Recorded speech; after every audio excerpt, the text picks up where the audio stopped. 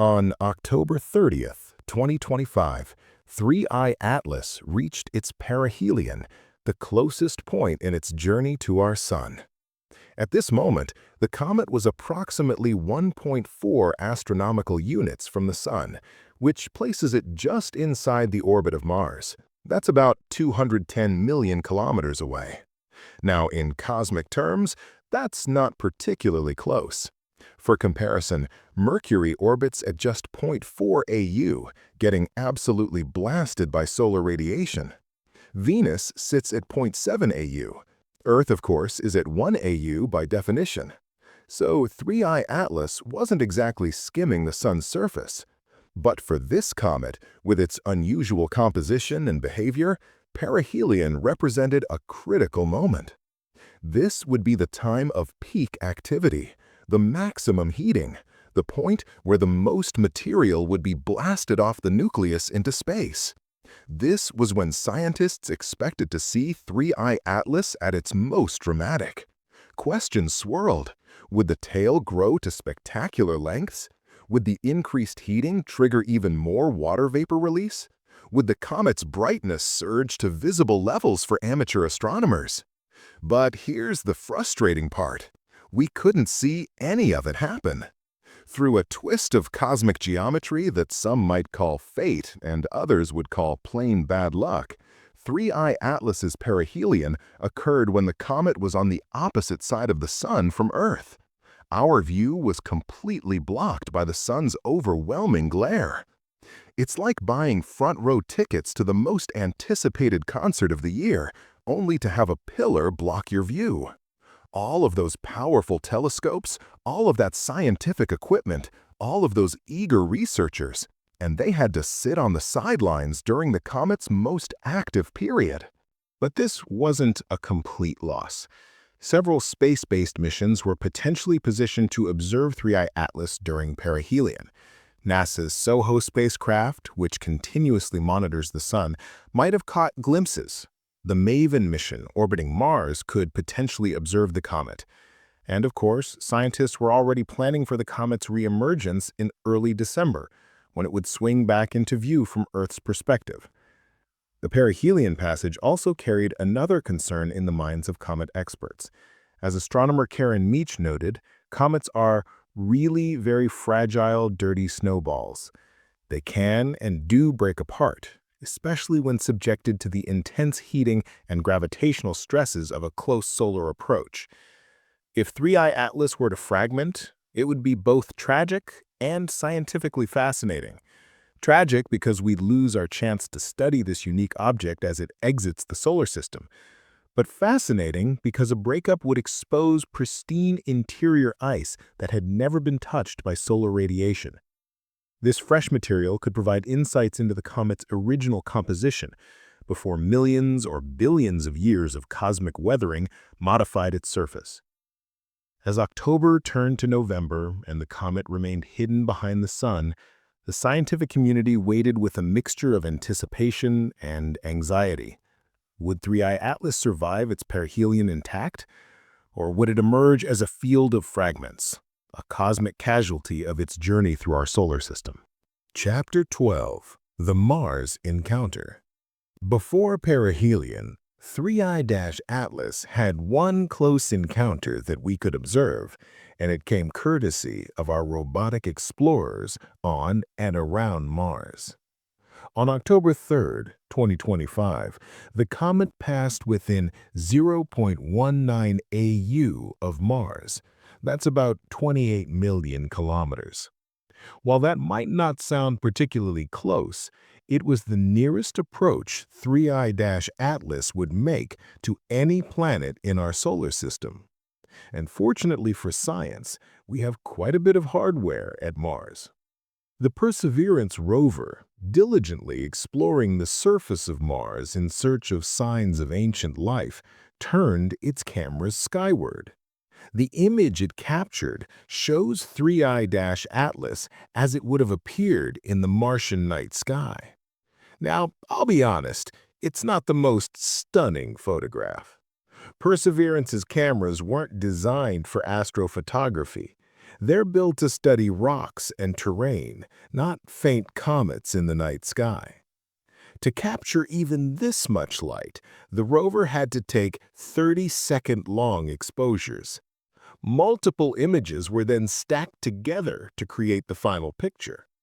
The result is more of a streak than a well-defined object. You can see the comet's motion across the sky during those long exposures, but it's still remarkable. Here we have a robot on another planet, millions of kilometers from Earth, photographing an object from another star system. That's pretty incredible when you stop to think about it. The European Space Agency's ExoMars Trace Gas Orbiter also got in on the action. Orbiting high above Mars, it captured images showing 3I Atlas more clearly than the surface view from Perseverance. In these images, you can start to distinguish the bright coma surrounding the nucleus and hints of the developing tail. But even from orbit, there wasn't quite enough resolution to separate the solid nucleus from the glowing coma around it. For that level of detail, scientists were hoping to use NASA's Mars Reconnaissance Orbiter, which carries the most powerful telescope in the Mars system, the HiRISE camera. This instrument has captured stunning, incredibly detailed images of Mars's surface, showing features as small as a dinner table. Turned toward 3I Atlas, it should have been able to provide unprecedented views of the comet. Unfortunately, timing conspired against this observation. The U.S. government shutdown in late 2025 meant that many NASA personnel were furloughed, unable to work. Whether high-rise images of 3I Atlas were ever taken, and if so, when they might be released, remained uncertain as the comet continued its journey. Still, the Mars encounter provided valuable data. Scientists could use the images and measurements from multiple vantage points, Earth-based telescopes, space telescopes like Hubble and James Webb, and now the Mars missions, to triangulate the comet's position with extreme precision and better understand its three-dimensional structure. Chapter 13. What's next? The December Return. As 3I Atlas swung around the Sun and began its outbound journey, scientists marked their calendars for early December. That's when the comet would re-emerge from behind the Sun's glare and become visible again from Earth. This December viewing window is crucial for several reasons. First, it will allow scientists to assess what changes occurred during perihelion. Did the comet's activity increase dramatically? Did its tail grow to impressive lengths? Did it fragment, or did it survive intact? These questions can only be answered once we can see the comet again. Second, on December 19th, 3I Atlas will make its closest approach to Earth, though closest is relative, as it will still be 1.1 AU away, about 165 million kilometers. That's still a considerable distance, but it's the best view we're going to get from our planet. Every major observatory will be aimed at the comet, trying to capture as much data as possible before it fades from view. The December observations will be particularly interesting for understanding how the comet's composition changed due to solar heating. Did the water vapor production continue to increase? Did the metal content in the coma change? Has the ratio of various gases shifted? These details will help scientists not just this comet, but the conditions in the alien star system where it formed. There's also one more close encounter on the schedule. On March 16, 2026, 3I Atlas will pass within 0.36 AU of Jupiter, about 54 million kilometers. While we have far fewer observational assets around Jupiter compared to Mars, we do have NASA's Juno spacecraft, which has been orbiting the gas giant since 2016. Juno has provided spectacular images of Jupiter's swirling clouds and powerful storms. If it can capture images of 3I Atlas, They would represent our last good look at the comet before it fades into the darkness of interstellar space. By this point, 3I Atlas will be cooling down, becoming less active, but it may have been transformed by its passage through the inner solar system. Comparing observations from before and after perihelion will add crucial understanding to how interstellar comets evolve and change. After the Jupiter encounter, 3I Atlas will continue its journey outward, gradually fading from view as it recedes from the Sun. Within a few years, it will be too faint for even our most powerful telescopes to detect. And then, it will be gone, disappearing back into the cosmic void from which it came, carrying with it secrets we may never fully unravel. One of the most tantalizing questions about 3I/Atlas is also one of the hardest to answer. Where did it come from? We know it came from the direction of the galactic core, that bright, densely packed region in the center of our Milky Way galaxy. When you see the Milky Way stretched across a dark night sky, you're looking at the combined light of billions of stars in our galaxy's spiral arms. The brightest part of that band is the direction toward the galactic center. But space isn't two-dimensional. To really understand where 3I/Atlas originated, we need to think in three dimensions. The Milky Way, like our solar system, is mostly flat, a disk of stars, gas, and dust rotating around a central bulge. But there's also what astronomers call the thick disk, a region above and below the main galactic plane, where stars are more spread out and interactions are less common. Based on the trajectory of 3I Atlas, astronomers believe it likely comes from this thick disk region. This is significant because the thick disk is ancient and relatively quiet. Stars there are old, and they don't experience the same violent events, supernovae, stellar collisions, intense radiation fields that are common in the crowded galactic plane. This environment could explain some of 3I Atlas's unusual characteristics. A comet that formed in a calmer, older region of the galaxy might have a different composition than comets formed in our more chaotic neighborhood. It might have been able to preserve more volatile materials, or it might have formed under different temperature and pressure conditions. Researchers have attempted to backtrack 3I Atlas's journey through space using its current position and velocity to trace its path backward through time. It's incredibly complex work. You have to account for the gravitational influence of every star the comet might have passed, the subtle effects of galactic rotation, even the resistance of interstellar gas and dust. Using these techniques, astronomers have traced 3I Atlas's journey back about 10 million years. Over that vast time span, they've identified 93 stars that the comet would have encountered. But here's the remarkable thing. The closest it came to any of those 93 stars was 0.3 light-years. That's about 63,000 astronomical units. To put that in perspective, right now, as 3I Atlas passes through perihelion, it's only 1.4 AU from our Sun. It spent millions of years traveling through space without coming anywhere near as close to another star as it is to ours right now. In the vast emptiness between stars, 3I Atlas drifted alone, perhaps for billions of years before finally encountering our solar system. This raises profound questions about the age of 3I Atlas. Initial estimates suggested it could be anywhere between 3 and 11 billion years old.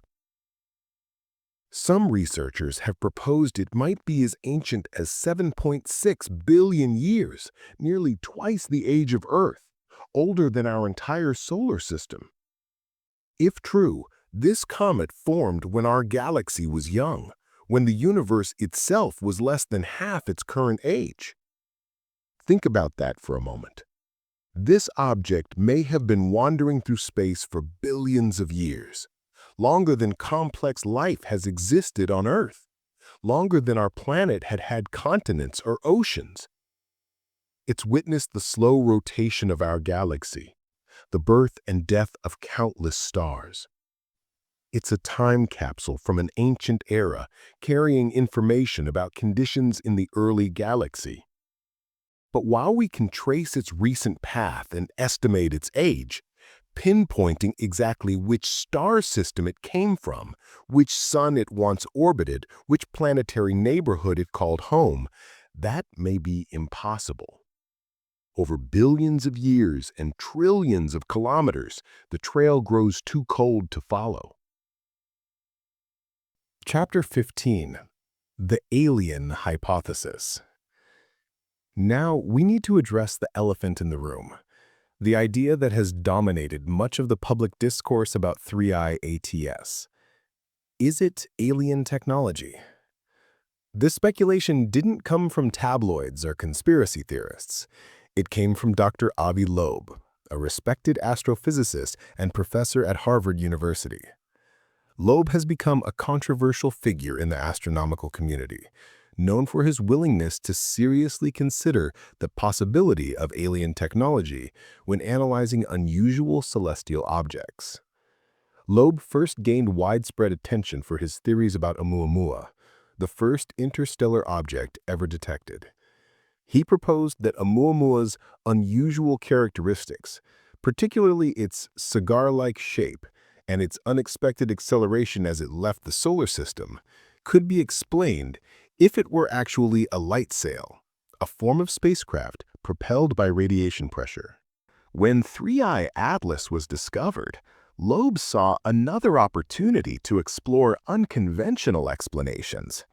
In July 2025, just weeks after the comet's discovery, he published his first paper on the object. Initially, it seemed fairly standard. He pointed out that early size estimates suggested 3I Atlas was quite large, which would make it statistically rare based on our understanding of interstellar object populations. His argument went like this: given what we know about the density of material in interstellar space and the rate at which we might expect to encounter objects of various sizes, something as large as 3I Atlas should be extremely uncommon. The fact that it appeared suggested either that our understanding of interstellar object populations is wrong, or that 3I Atlas isn't quite what it appears to be. So far, so reasonable. This is the kind of analysis that helps refine our models of what's out there in space. But then, Loeb took it a step further, suggesting that if 3I Atlas weren't as large as preliminary estimates indicated, perhaps there was another explanation for its characteristics, and he floated the possibility of alien technology. Just days later, Loeb published a follow-up paper with a title that left no ambiguity. Is the interstellar object 3I Atlas alien technology? In this paper, he and his collaborators explored whether the comet could be technological, possibly even hostile. They referenced something called the dark forest hypothesis, which is one proposed solution to the Fermi paradox.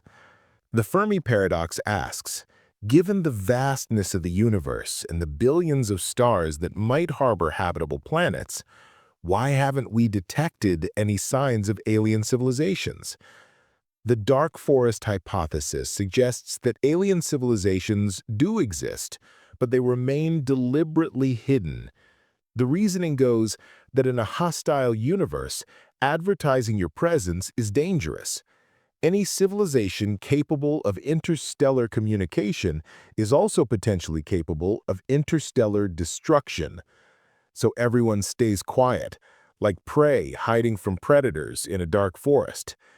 It's a chilling idea, popularized by Chinese science fiction author Liu Cixi. Loeb's paper explored whether 3I/Atlas could be a probe from another civilization, possibly observing our solar system.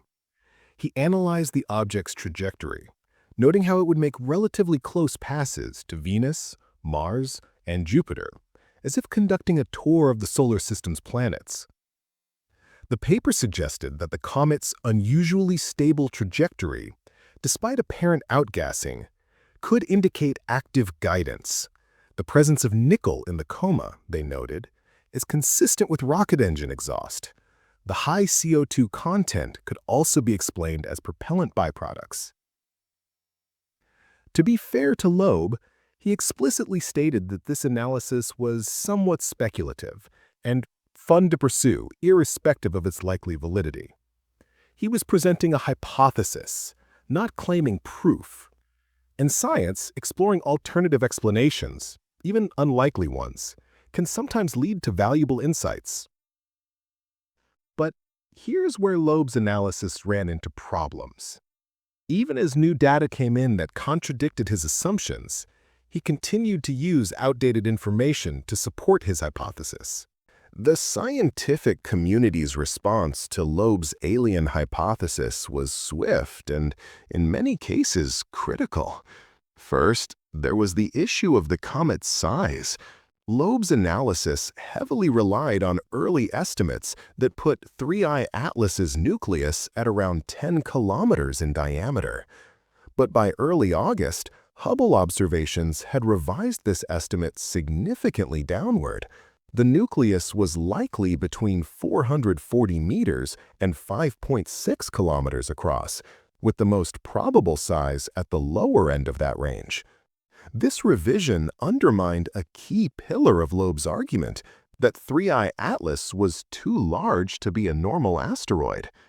In a Medium post on August 13th, Loeb acknowledged the Hubble findings, but continued to base his arguments on the earlier, larger size estimates.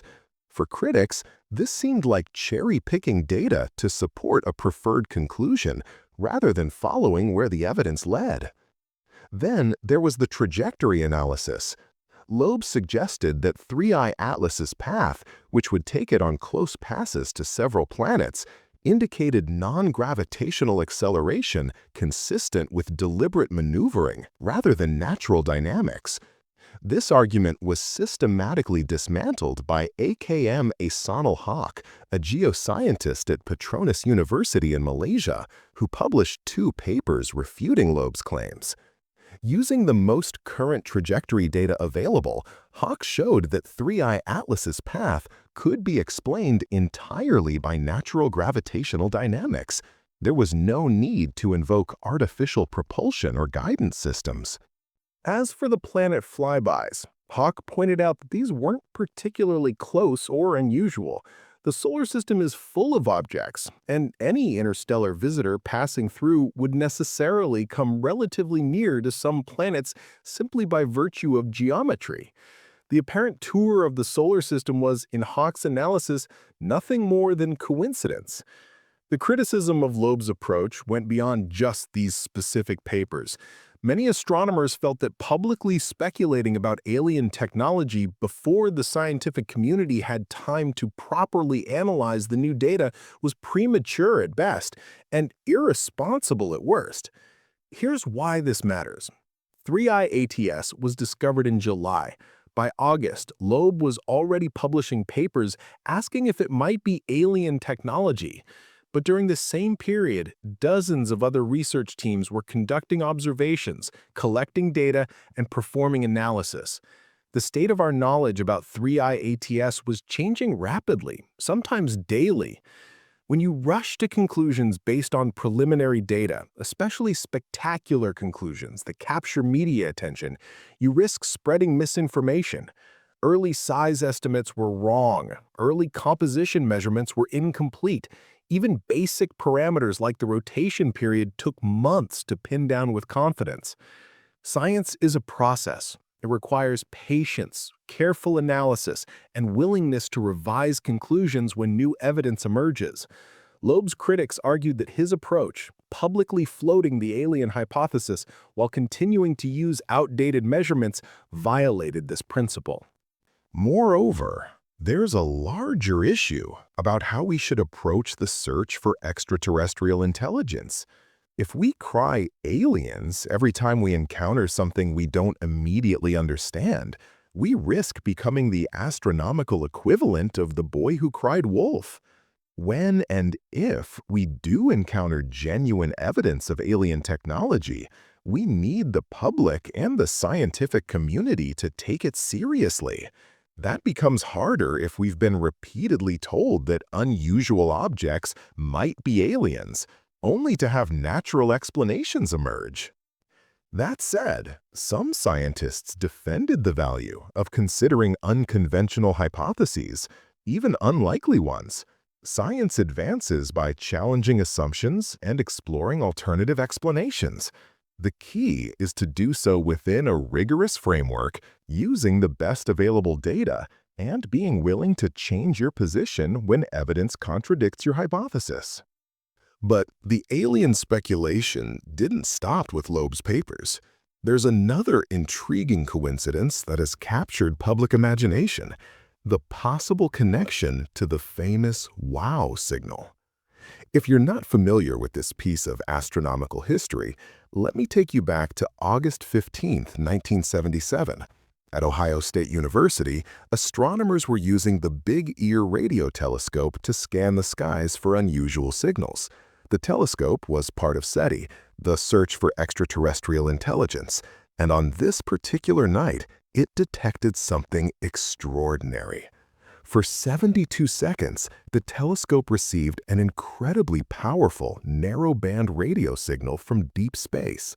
The signal was so unexpected, so unusual, that when astronomer Jerry Echman reviewed the computer printout of the data, he circled it and wrote "Wow" in the margin. The name stuck.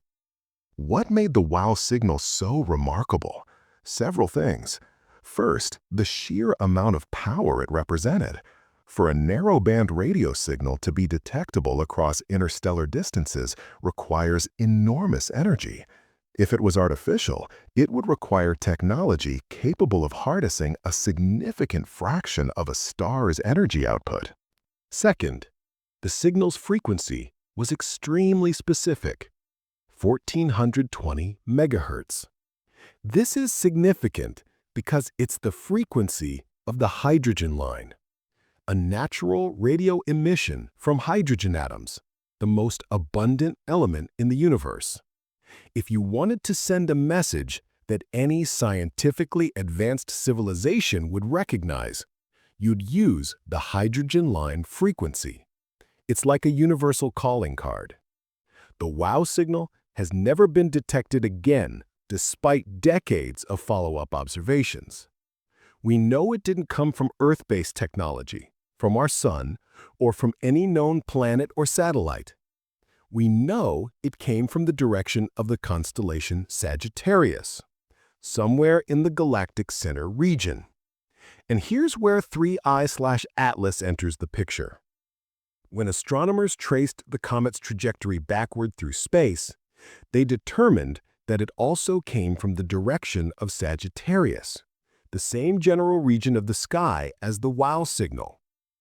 Moreover, if you calculate where 3I/Atlas would have been in 1977, it would have been in the outer reaches of our solar system, far beyond Pluto. Some have speculated, what if the wow signal didn't come from some distant star, but from 3I/Atlas itself? What if it was an announcement of arrival, a heads-up that an alien probe was entering our solar system? It's a compelling narrative. An alien probe, entering our solar system, sends out a powerful signal using the universal language of the hydrogen line frequency. The signal is detected once, then never repeated, because the probe has no need to keep broadcasting. It's already here, completing its mission, making observations, and now heading back to wherever it came from. But let's be clear, this is pure speculation. The connection between 3I/ATS and the wow signal is based on nothing more than the fact that they both came from roughly the same direction in the sky. That's an enormous area. We're talking about a significant portion of the galactic center region. Saying they're connected because they came from the same direction is like saying two people must know each other because they both came from Asia. Furthermore, there are more prosaic explanations for the wow signal.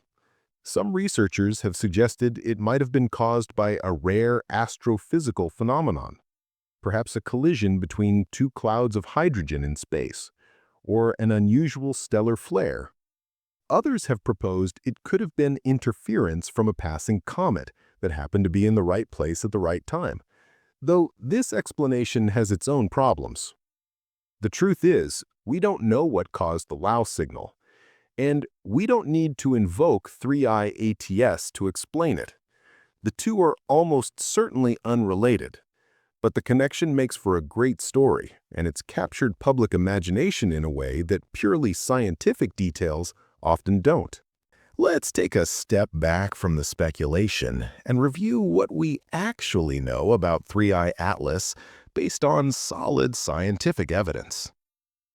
We know it's an interstellar object, the third ever detected, traveling at approximately 58 kilometers per second. This speed puts it on a hyperbolic trajectory. It came from interstellar space and will return to interstellar space. We know it's a comet, not an asteroid. The presence of a coma and tail, the active outgassing, the composition rich in volatiles, all of this confirms that 3i Atlas is fundamentally a comet, even if it's an unusual one. We know its nucleus is relatively small, somewhere between 440 meters and 5.6 kilometers in diameter, with the most likely estimate in the several kilometer range. This makes it larger than Oumuamua and 2i Borisov, but not dramatically so. We know it has an unusual composition. It's dominated by CO2 and CO rather than water, at least in its outer layers.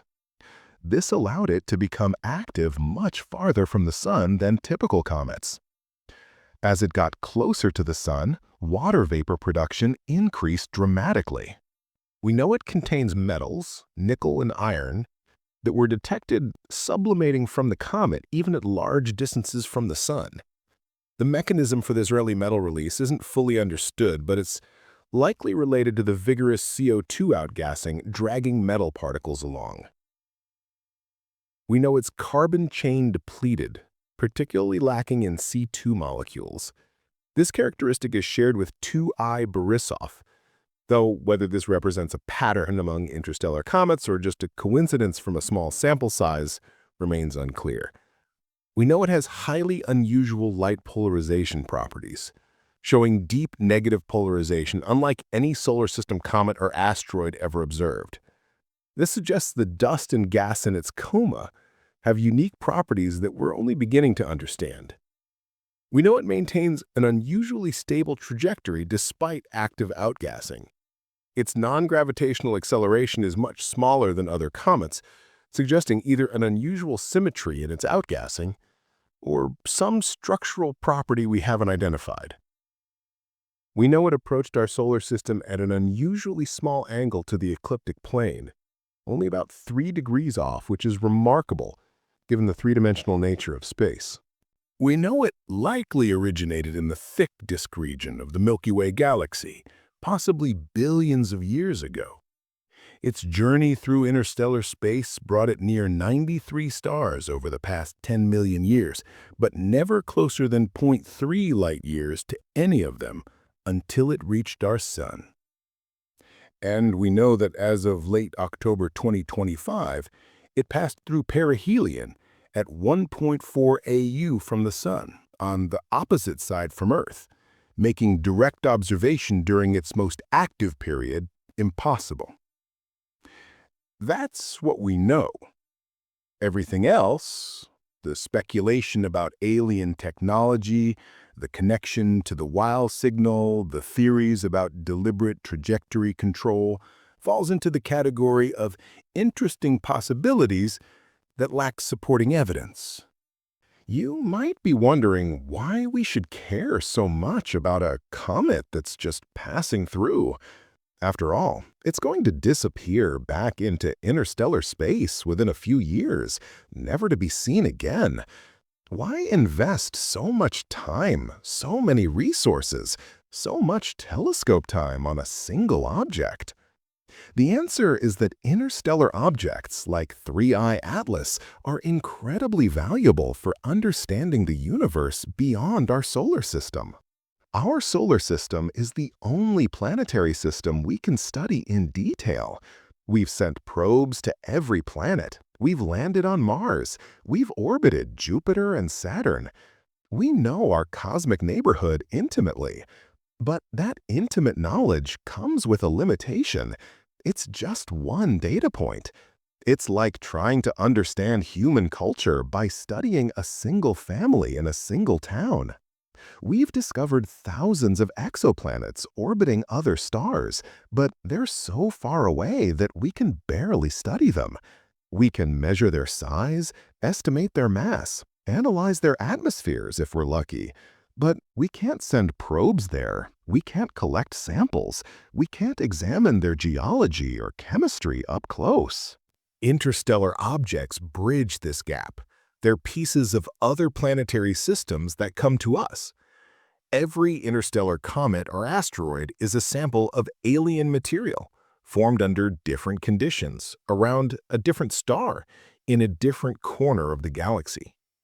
By studying these objects, we get direct physical evidence about the diversity of planetary systems. 3I Atlas is particularly valuable because it's so strange. It's not just another comet that happens to be from somewhere else. It has properties we've never seen before. The extreme negative polarization, the carbon chain depletion, the early metal sublimation, the unusual composition and activity patterns. Each of these unusual characteristics is a clue about the environment where 3I Atlas formed. The CO2-rich composition might tell us about the temperature and pressure conditions in its birth nebula. The carbon chain depletion might reveal something about the chemistry of its parent star system. The polarization properties could indicate unique dust grain structures or composition. By studying 3I Atlas, we're essentially getting free samples from another star system. We don't have to build an interstellar spacecraft. We don't have to wait centuries or millennia for it to arrive at its destination. The universe delivered the sample to our doorstep. And there's another reason 3I Atlas matters. It helps us calibrate our expectations about what's out there. Before Oumuamua, we didn't know how common interstellar objects might be. Now we've detected 3 in just 8 years. That tells us these objects are probably fairly common. We just weren't looking for them carefully enough before. But Oumuamua, Borisov, and 3I Atlas are all different from each other in significant ways. That tells us there's tremendous diversity among interstellar objects. If we keep looking, we're likely to find even stranger things. This matters for future missions and technologies. If we're ever going to seriously explore beyond our solar system, we need to understand what's out there in interstellar space. Are most comets like the ones in our solar system, or is our solar system actually the weird one? When we encounter interstellar debris traveling between stars, what dangers might it pose to spacecraft? What resources might it offer? 3I Atlas is helping us answer these questions.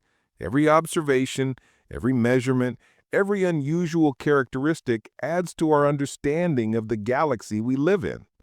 There's one aspect of 3I Borisov Atlas's journey that we haven't fully addressed yet: the question of whether it will survive its passage through our solar system. Comets are fragile objects. Despite their impressive tails and dramatic appearances, they're essentially loose collections of ice, dust, and rock held together by weak gravity. The popular description "dirty snowballs" is remarkably accurate. They have more in common with a loosely packed snowball than with a solid rock. When comets get close to the sun, several stresses work to tear them apart. There's the thermal stress, rapid heating and cooling as the comet rotates, with one side baking in sunlight while the other freezing in shadow. This creates expansion and contraction that can crack the nucleus. There's the mechanical stress of rapid outgassing. When ice sublimated into gas, it expands dramatically and violently. If this happens unevenly across the comet's surface, it can literally blow chunks off the nucleus. And there's tidal stress. When an object gets very close to a much larger body, gravity pulls harder on the near side than the far side. If this tidal force exceeds the object's structural strength, it can be torn apart. This is what happened to Comet Shoemaker-Levy 9, which broke into more than 20 fragments before plunging into Jupiter in 1994. 3I Borisov Atlas fortunately didn't get close enough to the Sun for tidal forces to be a major concern. At 1.4 AU, tidal effects are negligible, but the thermal and mechanical stresses are still significant. We've seen numerous comets break apart during or after perihelion. Sometimes it's dramatic. The comet splits into several large pieces that continue on similar trajectories. Sometimes it's catastrophic. The comet completely disintegrates into a cloud of debris. And sometimes it's subtle. The nucleus develops cracks or loses chunks that don't become apparent until later observations. There were real concerns that 3II-ATL might not survive perihelion intact. Given how active it was, given the vigorous outgassing, given the unusual composition and behavior, there was a possibility we'd see fragmentation. If 3II-ATL did break apart, it would be both a scientific loss and an opportunity. We'd lose the chance to study the intact object as it exits the solar system, to see how its activity changes as it cools down, to observe its long-term evolution. But fragmentation would also expose fresh material from the comet's interior, giving us unprecedented insights into its internal composition and structure. The December observations will hopefully answer this question. When 3II-ATL emerges from behind the Sun, one of the first things astronomers will check is whether it's still in one piece. Are we seeing a single nucleus or multiple fragments? Is the brightness what we'd expect from an intact comet, or has it dimmed because material has been lost? The answer will tell us something important about interstellar comets, whether they're structurally similar to solar system comets, or whether their different compositions and formation histories make them more or less fragile. Chapter 21. Lessons from Predecessors. To understand the significance of 3I-IT Atlas, it helps to compare it with its two interstellar predecessors, Oumuamua and 2I Borisov. Oumuamua, discovered in October 2017, was unlike anything we'd ever seen. Its shape was highly unusual, elongated, possibly cigar-shaped or disc-shaped, tumbling through space in a complex rotation.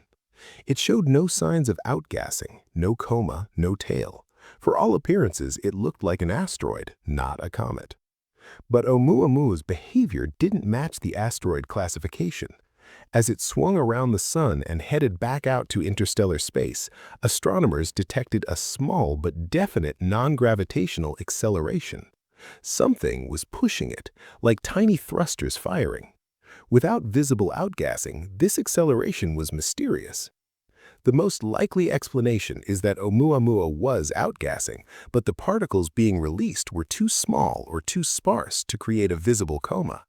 Perhaps it was releasing pure gas with no dust.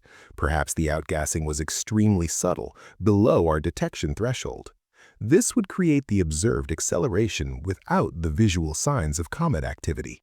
But the mysterious acceleration, combined with the bizarre shape, sparked speculation, including from Avi Loeb, that Oumuamua might be artificial.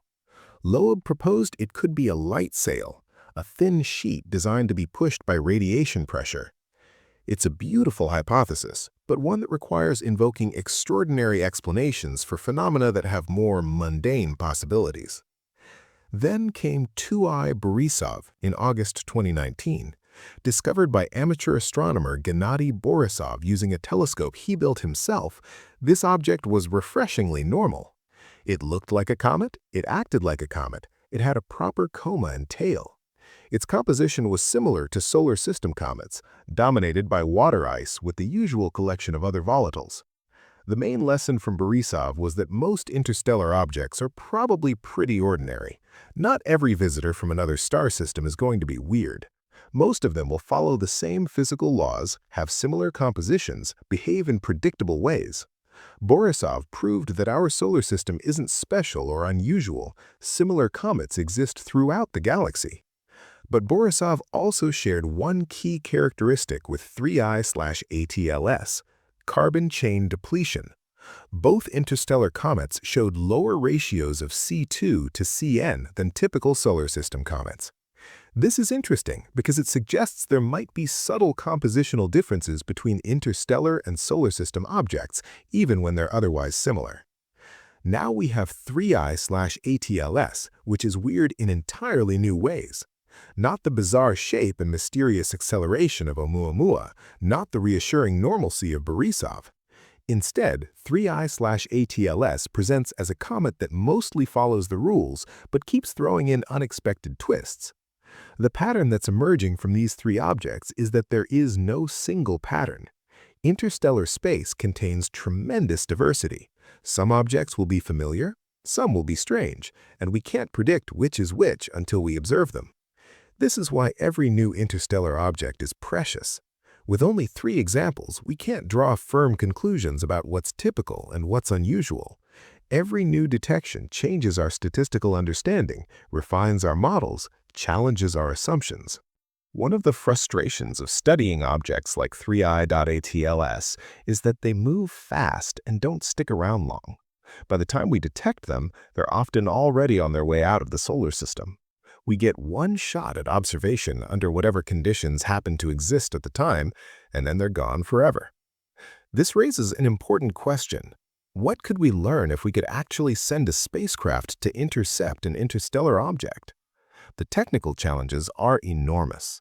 Interstellar objects are moving at high velocities relative to our solar system. 3I.ATLS is traveling at 58 kilometers per second. Our fastest spacecraft, the Parker Solar Probe, achieved a maximum speed of about 163 kilometers per second relative to the Sun, but only by using gravitational assists and only briefly at perihelion. To intercept 3I.ATLS, we'd need to not just match its speed, but actually catch up to it or position ourselves in its path. This would require either extremely powerful propulsion systems that don't currently exist, or very clever use of gravitational assists and years of advanced planning. And that's the other problem: advanced planning.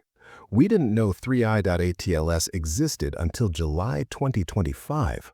By the time we detected it, even if we had a spacecraft ready to go, we wouldn't have had time to launch a mission that could intercept it. What we really need is better detection capability. If we could spot interstellar objects when they're still far out in the solar system, while they're beyond Neptune's orbit, we'd have years of advance warning. That would give us time to plan and execute an intercept mission. There have been serious proposals for missions designed specifically to study interstellar objects. The concept usually involves a spacecraft in a standby orbit, preloaded with fuel, ready for rapid deployment once a suitable target is detected. When an interstellar object is found, the spacecraft would launch, use gravitational assists from Jupiter or other planets to gain speed, and attempt an intercept. Even a flyby at high speed would be incredibly valuable. Close-up images, direct sampling of the coma, measurements of magnetic fields and particle emissions. All of this would provide data that no telescope can match. And if we could actually land on or orbit an interstellar object, that would be revolutionary. But we're not there yet technologically. For now, we're limited to telescope observations, watching these cosmic visitors from afar as they pass through our neighborhood. It's frustrating, but it's also motivating. Every interstellar object that slips through our grasp is a reminder that we need better technology, better detection systems, more capable spacecraft. The good news is that awareness is growing. Before Oumuamua, most astronomers didn't think much about interstellar objects. Now there's real momentum behind efforts to improve our detection and study capabilities. Programs like ATLAS, which discovered 3I/ATLS, are specifically designed to find fast-moving objects. Future telescopes like the Vera-Rubin Observatory will be even better at this task. We're entering an era where interstellar objects will shift from rare curiosities to regular occurrences. Instead of 3 detections in 8 years, we might see dozens per year. And with that increased frequency will come better opportunities for detailed study and eventually for interception missions. Chapter 23. The Bigger Picture. Let's zoom out for a moment and consider what 3I/Atlas tells us about the galaxy we inhabit. The Milky Way is ancient, about 13.6 billion years old, nearly as old as the universe itself. Over that vast time span, stars have been born, lived their lives, and died. Planets have formed around those stars, and comets, countless trillions of comets, have been ejected from planetary systems, set wandering through interstellar space. Every star with planets probably has a collection of comets and asteroids left over from its formation. Our solar system has the Oort cloud, a vast spherical shell of perhaps trillions of icy bodies surrounding our solar system at enormous distances. When stars pass nearby or gravitational perturbations occur, some of these objects get kicked out, becoming interstellar wanderers. This process has been happening for billions of years, around billions of stars. The space between stars isn't truly empty. It's littered with these ejected bodies, drifting through the void at various speeds and trajectories. Most of these interstellar objects will never encounter another star system. The galaxy is too big, the distance is too vast. They'll drift forever, frozen and inert, moving through empty space until the heat death of the universe. But some, like 3A Atlas, get lucky. They happen to pass near a star system. Gravitational attraction pulls them in, and for a brief moment in cosmic time, they're no longer alone. They get warmed by a sun, they become active, they grow tails and comas. And if that star system happens to have intelligent life with telescopes, they get observed and studied. 3A Atlas's journey through our solar system is a fleeting moment of activity in what was probably billions of years of cold dormancy, and what will be billions more years of the same after it leaves. We just happened to be looking at the right time. But here's the profound thought. If 3A Atlas is typical, there might be thousands or even millions of similar objects in our galaxy right now, in various stages of similar journeys. Some are approaching star systems they'll encounter in 1,000 years. Some passed through star systems 1,000,000 years ago and are back in the deep cold of interstellar space. Some are in the middle of close approaches to alien suns, being observed by alien astronomers who are asking the same questions we're asking. The existence of interstellar objects like 3A Atlas creates a kind of cosmic commons, a shared resource of material that moves between star systems. These objects physically connect different parts of the galaxy in a way that light and radio waves don't. They're messengers, carrying actual samples of material from one stellar neighborhood to another. This raises intriguing possibilities. Could life itself spread between star systems via interstellar objects? Could hardy microbes survive the journey through space, hibernating in the frozen interior of a comet, only to potentially seed life on another world when that comet crashes into a suitable planet? This idea, called panspermia, is controversial and unproven, but interstellar objects like 3IBL-ATS show that the physical mechanism for transfer exists. Whether biological transfer actually occurs is another question, but it's at least possible. As I record this, the story of 3IBL-ATS is far from over. The comet is currently hidden behind the sun, passing through Perihelion, experiencing its maximum exposure to solar radiation. We won't know what happened during this critical period until December, when it reemerges. What are scientists hoping to learn from those December observations? First and foremost, they want to know if the comet survived intact. Did it break apart under the stress of perihelion? If so, into how many pieces? Fragmentation would dramatically change what we can learn from subsequent observations. They want to measure how activity levels changed during and after perihelion. Did water vapor production continue to increase? Did new chemical species appear in the coma? How did the tail evolve? These measurements will help us understand the comet's layered structure and composition. They want to capture detailed spectroscopy to map the full chemical inventory of the coma. The more compounds we can identify, the better we could reconstruct the conditions in 3I Atlas's birth environment billions of years ago. They want to finally pin down the rotation period with confidence. This has been surprisingly difficult. Remember that the test data showed possible periods of 16 hours and 29 hours, but the signal was noisy. Ground-based telescopes have supported the 16-hour period, but more data would help confirm this and reveal details about the nucleus's shape. They want to understand the green glow mystery. Will continued observations show increasing C2 production, explaining the green color seen during the lunar eclipse, or will this remain an unexplained anomaly? They want to track how the comet's polarization properties change as it moves away from the sun and cools down. Do the extreme negative polarization characteristics persist, or were they specific to its state during approach? And they want to measure how the comet's brightness and activity decreases as it recedes from the sun. This light curve on the outbound journey will be compared with the inbound data to understand how solar heating affected the comet's structure. Beyond these specific scientific questions, there's a broader hope that 3I Atlas will surprise us one more time. Every observation so far has revealed something unexpected. There's no reason to think that pattern will stop. The December observations might show phenomena we haven't even thought to look for yet. Chapter 25. The Human Element. Throughout this video, I've focused on the scientific aspects of 3I/Atlas, the measurements, the observations, the data analysis. But there's a human story here too, one that's worth acknowledging. The study of 3I/Atlas has involved hundreds of scientists around the world, using dozens of telescopes and instruments. It's been an incredible collaborative effort, with research teams sharing data, coordinating observations, publishing papers at a remarkable pace. In my first video about 3I/Atlas back in July, there were only about 4 published research papers mentioning the comet. By September, there were nearly 70. As I record this in late 2025, that number has surely climbed higher. This represents thousands of hours of work, observing, analyzing, writing, peer-reviewing. Amateur astronomers have played a role too.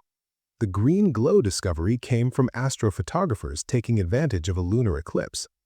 Countless amateur observers have been tracking the comet, sharing images and observations online, contributing to the collective understanding. This is science at its best, a worldwide community coming together to study a phenomenon that won't wait for anyone. The comet doesn't care about telescope schedules, funding cycles, or publication timelines. It's going to pass through our solar system on its own schedule, and if we want to understand it, we have to move quickly. There's something beautiful about this urgency.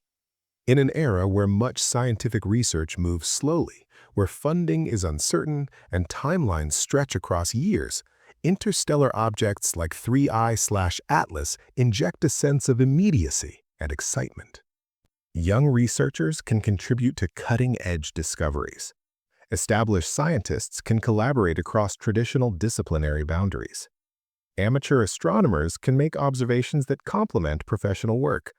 It's science as it should be, dynamic, collaborative, urgent, and accessible. And for the general public, objects like 3I/Atlas provide a connection to the cosmos that's immediate and tangible. This isn't a distant galaxy billions of light years away. This isn't a theoretical concept or mathematical abstraction. This is an actual object, right now, moving through our solar system that we can observe and study and try to understand. The public interest in 3I/Atlas, even the wildly speculative theories about aliens, reflects a genuine hunger for cosmic connection. We want to know what's out there. We want to understand our place in the universe. We want to believe that the universe is full of wonders waiting to be discovered. 3I/Atlas delivers on that promise. It is genuinely wonderful, genuinely mysterious, genuinely from somewhere else.